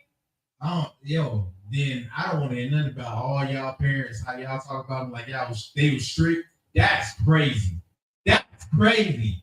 I would have never. It was hard for me to get that off when I was like 20. Bro. Are you serious? Her parents, you good. Her parents, my mom had put on birth control, so she knew she was on birth control. Okay. So no, she was on birth control. She definitely. She had three daughters and a son. So I guess they had been through it, and she was the next to the youngest. Oh, okay. She was next to it, so they already been through it. She's saying trial and error. Yeah. But when she saw me, because they know I was a good dude, but I wasn't really trying. You know, I was playing the hell out. You know, I wasn't trying to stay around. And when her daughter got with me, she seen that her daughter was starting to do better and was trying to do other things, right? Because we were actually planning a life together, bro. But anyway, I had a great life. What? Nothing. This is funny to listen to. Hey man, listen. I got my own image of what, because I always feel like whenever you give up stuff, you ain't giving everything. So I'm just playing out the scenario of how Joe would have been back then, and what he was really doing. Because I believe he was in that house crazy. No. I'm being honest. I was not in the house crazy because they mom respected me, bro. And for me, I knew at that time like what that was. That ain't fun. It ain't fun, bro. But you know, but I'm gonna be honest, but it wasn't no narrative, bro. I was that straight and narrow kid that, you know, when I see the opportunity, I wasn't gonna mess that up. I wasn't gonna disappoint my dad, bro. The other part you said you was also a rebel. So okay, were you? No, No, in the house, bro. I always respect people out. And when they told me when I can come, and I always leave way before time. I would leave. They said we could stay there at 12. I would leave around about 10 or 11 because I didn't want any problem. Because, you know, like I told her, I said, we don't know who they got watching us. I said, but I don't want this to be messed up and make your mama think that, you know, I'm disrespecting them. So I would always leave early. No, they have cameras. They had neighbors. Neighbors were the cameras back in the day, bro. Okay, neighbors would call and tell you everything that you need to know, what time and everything. Yeah, your neighbors told a lot of things, bro. You know what I'm saying? So but I didn't play the fiddle with her parents, man. Her parents, like I said, still to this day, I'm still really cool with them, bro. You know what I'm saying? Let's go. Yeah. I had to tell my youngest daughter to go out and date. Girl, go break curfew. Oh wow. All right, guys. I'll get you guys. Hey, we'll be back tomorrow, y'all. I think our schedules have calmed down a little bit for the week, y'all. So you guys stay locked in. Appreciate you guys locking in, man. Do me a favor. Make sure you guys share the show out there. Subscribe or follow us wherever you're watching the show at, y'all. We appreciate you guys. Make sure you guys comment on our stuff and share our stuff out there. And we need to get our follows up some more. So go ahead and follow the pages, y'all. We love y'all. Jitem, Temo, Ashtamas, What does all that mean? It means your boy Joe Lockett, the niece and nephew. That means we love you. You guys want to have a good night.